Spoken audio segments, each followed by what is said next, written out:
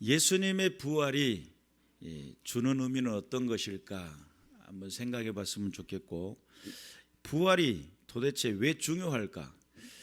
부활은 다시 살아난다는 뜻이죠. 예수님이 부활하셨네, 그 말은 예수님이 다시 살아나셨네, 그런 뜻이죠. 사람이 죽으면서 남기는 것을 이제 유언이라고 그렇게 표현을 해요. 그 유언을 남기면서 자손들에게 또는 남겨질 사람들에게 앞으로 내 재산을 어떻게 분배해서 나눠 가져라, 이게 이제 유언의 대부분이겠죠. 그게 남겨진 것을 어떻게 처리하라, 이런 것들이겠죠. 내 인생에 살아왔던 것들을 어떻게 정리해다오, 이런 것들이겠죠. 대부분의 많은 사람들의 유언을 할 때 그 땅에 남겨질 것들에 대한 이야기를 합니다. 예수님은 무슨 이야기를 하냐면 내가 다시 살아날 거야, 부활에 대한 유언을 하십니다. 근데 부활에 대한 유언을 했음에도 불구하고 제자들이 그 이야기를 정확하게 알아듣지를 못해요. 무엇에 그들은 딱 멈췄냐면 예수님이 돌아가신데, 예수님이 죽으신데, 이 죽음이라고 하는 것 앞에서 딱 멈췄어요. 그리고 그 다음의 말은 딱 잊어버려요. 너무 앞에 것이 사건이 너무 크면 뒤에 것을 잊어버릴 경우가 있죠. 앞에 부분이 너무 충격적이야. 그러면 뒤에 것은 잊어버릴 때가 있어요. 그 제자들도 마찬가지로 예수님이 십자가에 죽으신데 많은 순환과 고통을 당할 거래 몇 차례에 걸쳐 가지고 제자들에게 설명을 할 때마다 제자들은 엄청나게 이 마음속에 저항감을 느낍니다. 안 됩니다, 예수님. 돌아가시면 안 됩니다. 그리고 예수님이 죽었다가 다시 살아날 거라는 이야기를 했음에도 불구하고 그걸 자꾸 잊어버립니다. 만약에 예수님이 부활을 하시겠다고 해놓고 부활을 하지 않고 그냥 무덤에 계셨다면 어떻게 됐을까? 여러분, 우리가 세상 사람들은, 우리 이제 석가모니 같은 경우 무덤이 발견돼 가지고 엄청난 많은 사람들이 줄을 서 가지고 석가모니의 무덤을 발견했다고 장사진을 이루면서 많은 사람들이 축하를 했어요. 만약 예수님의 무덤 속에 뼈다구가 발견되거나 이렇게 되면 기독교 파산입니다. 왜겠어요? 부활하셨다고 해놓고 무덤 속에 여전히 누워 계시면 문제 심각해지는 거예요. 심각해져도 보통 심각해지는 아니에요. 그래서 우리가 한번 생각해 볼 것은 예수님의 부활이 주는 의미는 도대체 어떤 것일까라고 했을 때, 예수님이 살아생전에 많은 사람들에게 예수 그리스도께서 하나님 나라가 왔음을 선포하고 하나님께서 이 땅에 하시고자 하는 그 계획들을 이야기했으며, 또 그 가운데서 하나님께서 성령의 역사하심을 통해서 병이 고쳐지고 귀신이 떠나가며 하나님께서 하실 일들에 대해서 이 땅에 길이 되며 진리가 되고 생명이 되시겠다고 많은 약속들을 하셨잖아요. 그러면 그 많은 약속들, 그리고 또 많은 병자들을 고치시고 귀신을 쫓아냈던 그 모든 기적과 이적들, 이런 것들이 만약에 부활하지 않으셨다면 다 거짓말이 돼요. 예수님의 그 약속은, 이 부활이 가지고 있는 그 의미는 우리가 신앙을 하는 분명한 이유이기도 합니다. 우리가 예수 그리스도가 부활하셨다는 믿음이 없다고 한다면 예수 믿는 것이 헛것이 될 수가 있어요. 우리가 정신 차려서 예수 믿어야 돼요. 우리 예수 그리스도가 죽었다가 살아났다가 하니까 많은 사람들이 의구심을 갖습니다. 사람이 죽었다 어떻게 살아나? 이렇게 생각할 수가 있어요. 그래서 성경에 믿을 만한 것이, 우리가 이성적으로 믿을 만한 것이 처음부터 끝까지 있던가요? 믿음 아니고서는 그 말씀들이 믿어지지가 않고, 성령의 도우심이 있지 않고서는 믿어지지가 않습니다. 창세기 1장 1절부터서 난관에 부딪혀요. 태초에 하나님이 천지를 창조하셨느니라. 그럼 천지를 창조하셨다는 그분은 도대체 어떤 분이에요? 그리고 창세기 1장 1절부터서 그렇지만 요한계시록 마지막 장에 보면 주 예수여 어서 오시옵소서 마라나타 그러잖아요. 예수님 다시 오심에 대한 약속이에요. 그러면 시작부터서 우리의 이성적이고 합리적인 수준에서는 도저히 알 수 없는 내용이 성경의 전반적인 내용이에요. 많은 사람들이 신앙생활을 수십 년을 해놓고도 어떤 분이 지나가면서 저 앞에서 그러더라고요. 자판기 앞에서. 웬만하면 내가 믿겠는데 도무지 이것은 못 믿겠다고 하면서 어떻게 이런 일이 있을 수 있냐고 하면서 자기가 다른 것은 다 믿어지는 요건 안 믿어진다고 하면서 그렇게 이야기하시는 분을 만났어요. 그런데 믿음이라고 하는 것은 내가 믿고 싶어 노력해가지고 연습해가지고 내가 확신해가지고 그렇게 믿어지는 게 아니고 성령이 내게 오시면 역사가 일어납니다. 그리고 영적인 세계가 열려지면 하나님 살아계심을 그 실존을 경험하게 됩니다. 이것을 우리가 말하는 중생의 개념이에요. 성령이 내게 오셔야 성경의 창세기 1장 1절부터서 요한계시록 마지막 장에 이르기까지 모든 말씀들이 다 믿어지게 돼 있어요. 뿐만 아니라 예수가 다시 살아나셨다, 이 부활의 증거가 확실해진다는 사실을 믿으시길 바랍니다.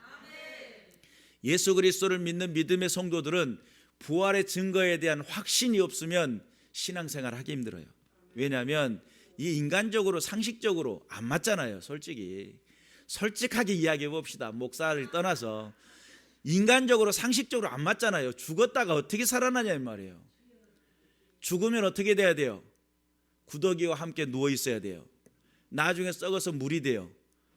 흙이니 흙으로 돌아갈 수밖에 없는 존재예요. 그런데 성경은 예수가 다시 살아나셨대요. 그리고 우리는 그것을 기념하고 우리는 그 부활하신 예수 그리스도를 찬송하고 하나님 앞에 영광을 돌린다는 사실 믿으시기를 주님의 이름으로 축원합니다.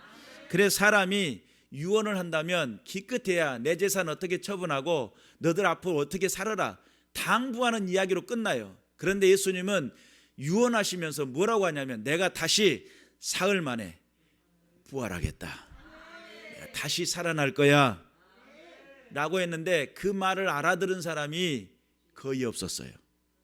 그리고 몇 사람이 여인들이 무덤에 가가지고 이렇게 향품을 발라드리려고 찾아갔다가 그때 부활하신 예수님을 만나게 되죠.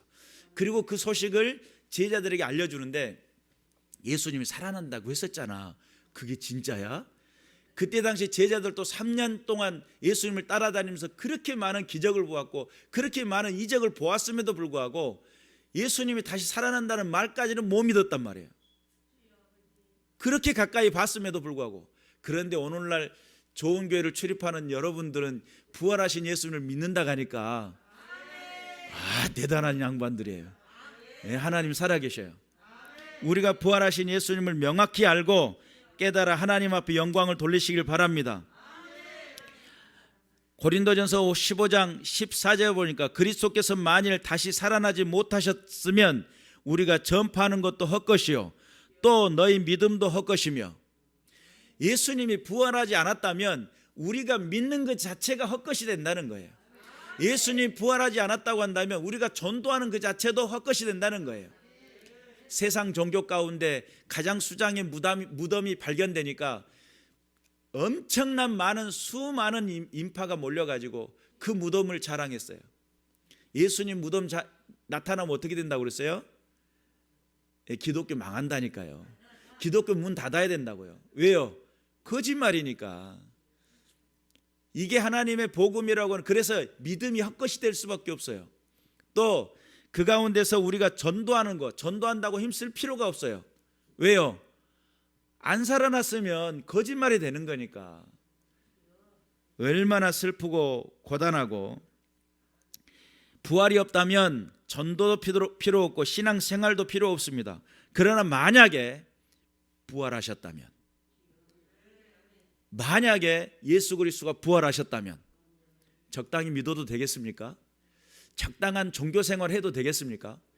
만약에 그분이 부활하셨다면 하나님 나라가 존재하고 영원한 세계가 존재하고 하나님 실존하시고 불꽃 같은 눈동자로 심판하실 그날들이 약속하신 대로 다가온다면 대충 믿어도 되시겠습니까?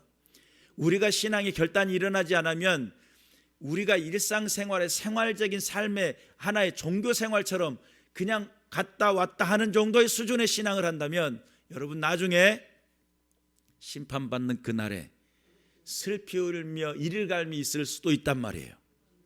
내가 믿는 믿음이라고 하는 그 믿음이 확신해진다면, 부활하신 예수님이 분명하시다면 우리의 믿음을 점검할 필요가 있어요.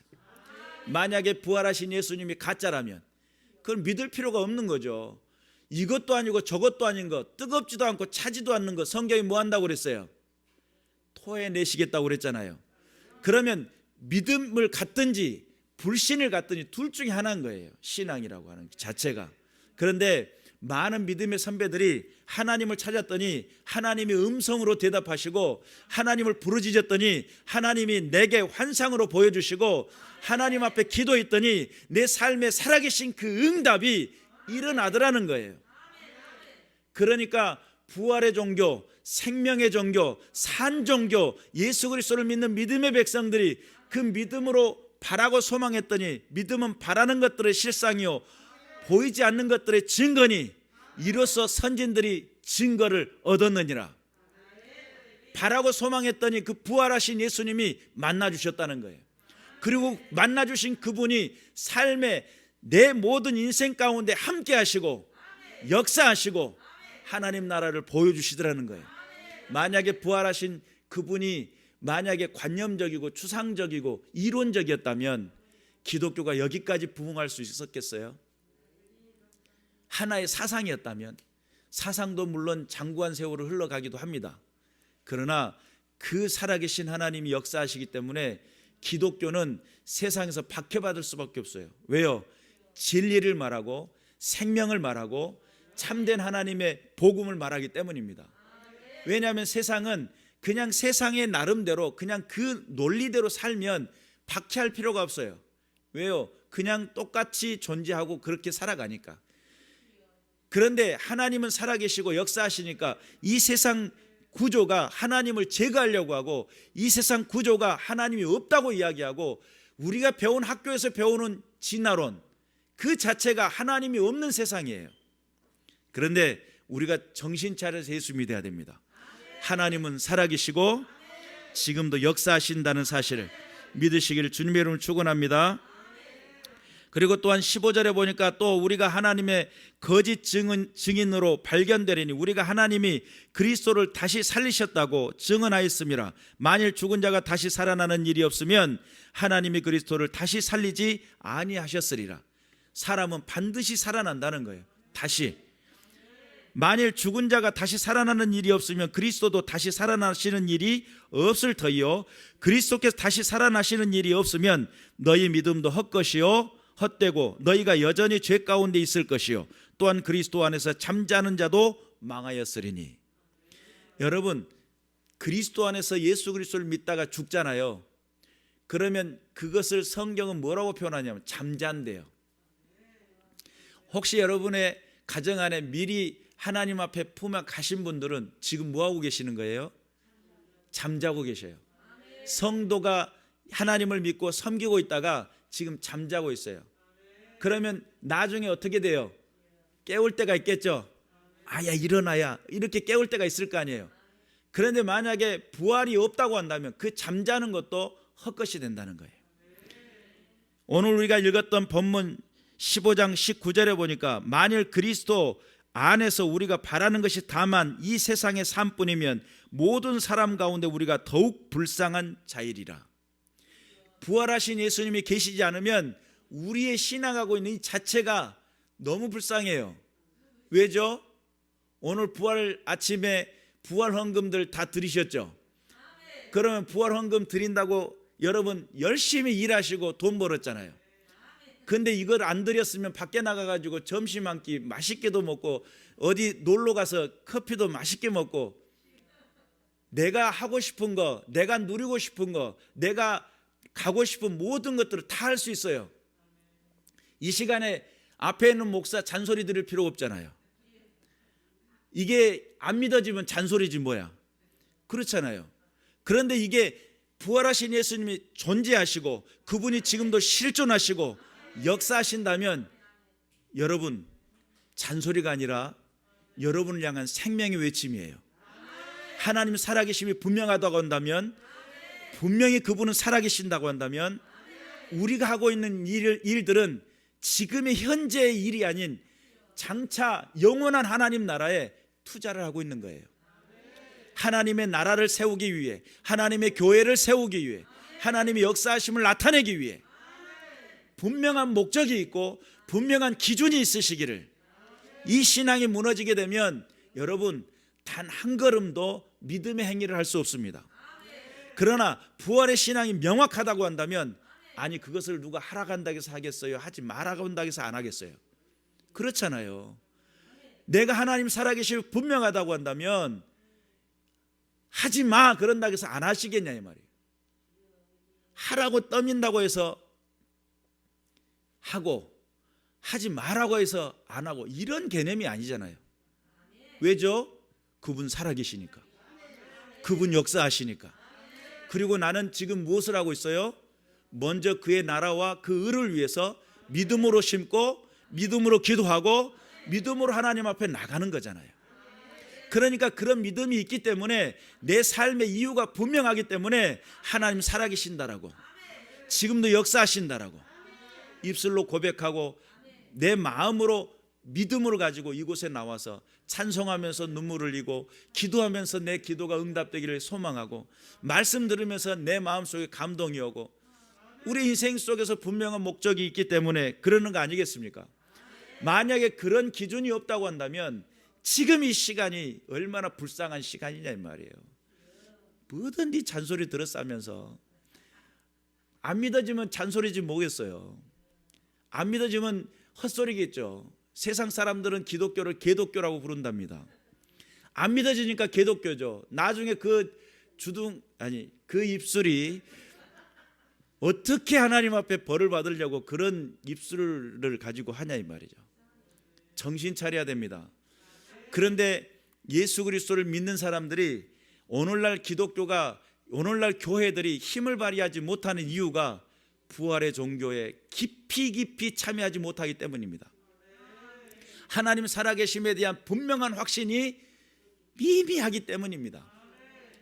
중생은 했고 하나님 앞에 거듭났다고 하는 백성들이 그 삶 속에 죄 때문에 내가 죽을 수밖에 없었던 인생에 예수 그리스도가 십자가를 통해서 나를 다시 살게 했을 뿐만 아니라, 이제는 죄 가운데서 이제는 벗어난 삶을 살으라고 우리를 부르셨는데, 중생은 해놓고 여전히 죄 가운데 살고 하나님의 뜻대로 산다고 하면서 여전히 타협하며 살아가는 그런 인생들 때문에 교회가 힘을 발휘할 수가 없어요. 부활의 종교, 생명의 종교, 첫 열매가 되는 그 놀라운 사건 앞에 우리가 부름받았는데, 하나님 앞에 이제는 믿음의 신앙, 살아있는 신앙, 생명의 신앙을 할 수 있는 저와 여러분이 되어야 될 줄로 믿습니다. 오늘날 교회에 중생한 사람들, 신생아들이 너무 많죠. 신생아들은 주로 뭐를 하죠? 누워가지고 울어요. 젖달라고. 배고파 죽겠어. 응애 그래. 그리고 또 울어요. 뭐 때문에 울죠? 먹고 나니까 떡 쌌어요. 응애. 그리고 또 특별한 거 없어요. 먹고 싸고밖에 안 해요. 신생아들은. 그리고 또 자기에게 관심 가져달라고. 쉽게 삐지고 쉽게 상처받고 계속 그렇게만 하고 있어요. 그런데 이게 신생하면 좋아요. 신생하면 좋은데 수십 년이 됐는데도 아직 그러고 있다면 그거 어떤 사람이라고 이야기할 수 있어요? 그런 사람은 장애인이잖아요. 솔직히 안 자라고 있는데 장애인이잖아요. 솔직히 슬픈 이야기입니다. 지금 이거 진짜 막 가슴이 애리는 이야기예요. 하나님 안에서 믿음으로 성장해야 될 사람들이 성장은 않고 연수만 계속 늘어지고 있고, 그러면서 잘하진 않아. 그리고 뭐만 바라요? 관심이 없대요. 사랑만 받기를 원하고요. 아니, 잘해서 성장해서 주의 영광을 위해 쓰임받고 하나님 나라를 위해 나아가는 믿음의 군사들이 되어야 되는데 장애인들로만 있어요. 슬픈 이야기잖아요. 부활의 그 능력을 모르기 때문입니다. 부활의 그 생명에 참여하지 않고 있기 때문입니다. 삶의 나를 살게 하시는 그 놀라우신 은혜가 무엇 때문에 그토록 십자가에서 죽음을 결단했으며, 무엇 때문에 그토록 우리에게 애잔하게 다가오셨는지, 우리가 여전히 지니고 있는 그 죄의 문제가 중생을 통해서 죄가 사해졌을지라도 성결이라고 하는 내 삶의 현장 속에 죄를 미워하고 죄에서 벗어나려고 하고 이제는 하나님의 거룩한 삶을 살며 그 생명을 누리는 삶을 목적을 두고 인생 속에 살려고 하는, 그래서 그 부활의 첫 열매가 되기 위해 예수 그리스도가 부활의 첫 열매가 되셨으며 우리를 향하여서 그렇게 이끌어 나가시는 주님의 음성 앞에 귀 기울일 줄 알아야 되는데, 여전히 나는 종교 생활만 하고 있는 거예요. 예배당에 앉았다가 열심히 목사님 잔소리 듣고 아따 오늘 잔소리가 길대 하고 돌아가고, 또 여전히 세상상을, 그러니까 이게 저는 스위치가 뭐냐면 오면 여기다 저는 꼽아요. 충전시켜가지고 방전시키다가 와요. 전기 빼가지고, 그리고 또 여기다 또 충전시키고, 생활 속에 생명이 나타나고 능력이 나타나는 부활의 삶을 살아야 되는데, 여전히 우리는 그냥 하나의 일상의 세상의 편리대로, 내 편안한 대로 신앙이라는 그 이름만 거기다 걸어놓고 그렇게 살아가니까 힘도 없고 항상 거치는 사람이 되고, 또한 어그리고 거스리는 세대 속에 나도 모르게 그쪽에 반응하고 있고, 하나님 영광을 위해 살겠다고 작정하는 믿음의 사람들이 바른 인생의 성장의 결단을 하지 못하니까 교회는 더 한 발 나아갈 수도 없고 하나님 나라는 더 확장될 수 없고 슬픈 이야기입니다. 부활의 아침에 부활이 없는 신앙은 죽은 종교고 세상의 종교와 다를 바가 없습니다.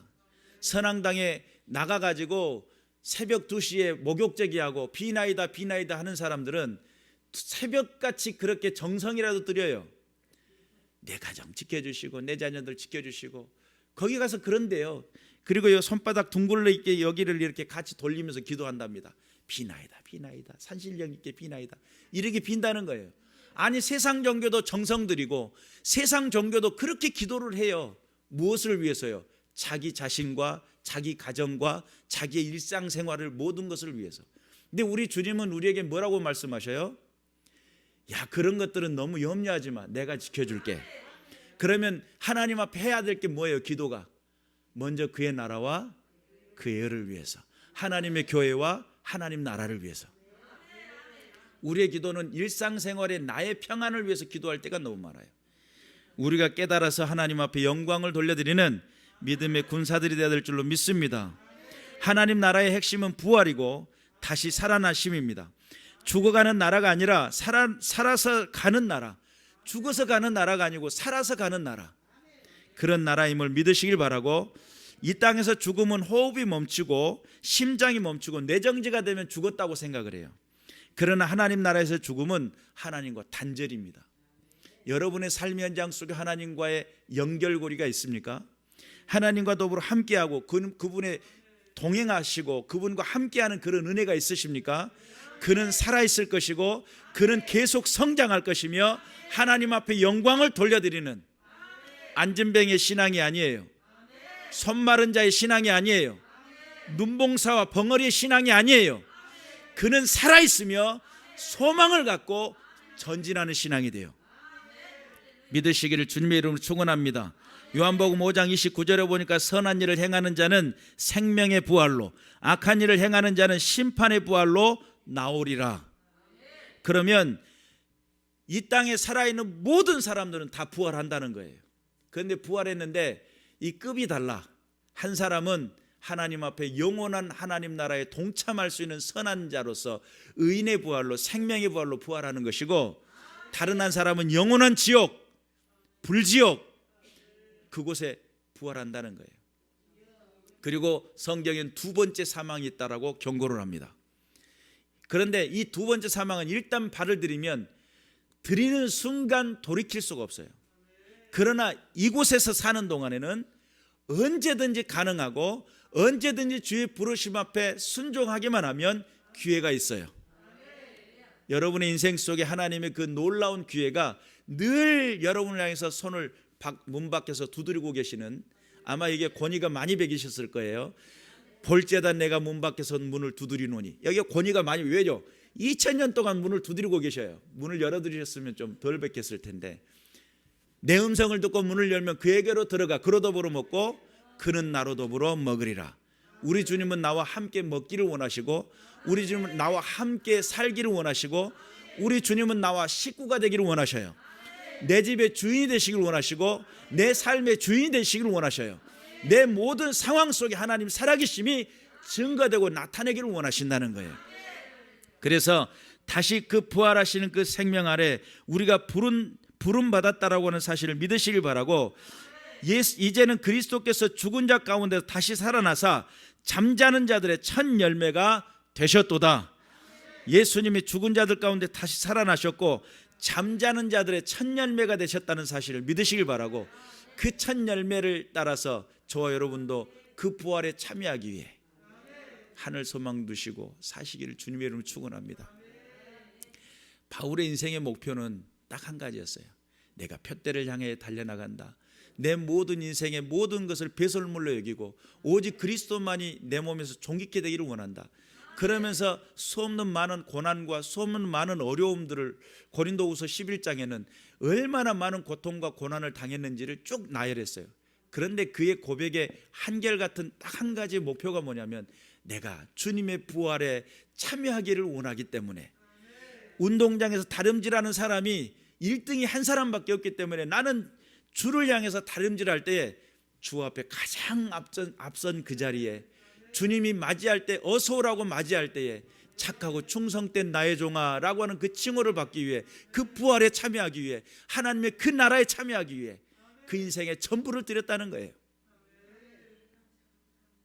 우리의 인생의 삶의 목표를 먹고 사는 데 두는 것을 생각한다면 이건 세상과 다를 바가 없습니다. 우리의 삶의 목표가 하나님 앞에 서는 것의 목적이 돼야 돼요. 하나님 앞에 나중에 섰을 그날에 착하고 충성된 나의 사랑하는 나의 아무개야, 네가 그 땅에서 정말 수고했지, 네가 그 땅에서 견디고 버티는 그 모든 상황 속에 그 모든 노력을 내가 눈으로 보았고 내가 귀로 들었으며 내가 너와 함께 했으며 라고 하는 그 끈끈한 그 정이 주님 앞에 섰을 그날에 딱 느낌으로 와닿아야 되는데, 예수님 앞에 딱 섰는데 엄청 서먹서먹해. 그리고 느낌도 감정도 없어가지고, 여러분 처음 만났을 때 불편하잖아요. 좋아하시는 건 뭐예요? 좋아하는 색깔은요? 뭘 먹기를 좋아하십니까? 오늘 영화 뭐 이런 거 좋아하십니까? 이런 거 묻는 시간인데 엄청 불편하고, 처음 만남 때는 자주로 만나다 보면 끈끈한 정이 생기는 것처럼, 근데 우리가 예수님 앞에 섰을 그날에 정말 우리의 평상시 동행하고 함께했던 그 은혜를, 그 느낌과 그 감정이 주님을 만나는 순간 주님하고 외쳤는데, 내 사랑하는 아무개야 이렇게 반겨 맞아줘야 되는데 얼굴 보자마자 서먹서먹 끄먹끄먹 이러고 있으면 깝깝해지는 거예요. 하나님 앞에 깨어있는 믿음의 군사들 되시기를 주님의 이름으로 축원합니다. 그래서 오늘 우리의 예수님은 첫 열매가 되셨고 우리의 인생 속에 우리의 첫 걸음이 되셨기 때문에, 그래서 예수님이 나는 곧 길이요 라고 하는 그 첫 번째 길이 되셨기 때문에 우리는 뭐 하면 되는 거예요? 예수님 가신 길을 묵묵히 따라가면 돼요. 예수님 가신 길은 뭐예요? 아버지 보내신 자의 일을 하는 것이 곧 하나님의 일이고 아버지의 원하시는 일이에요. 예수 그리스도를 믿는 것이 아버지의 일이기도 하고 아버지께서 원하시는 거예요.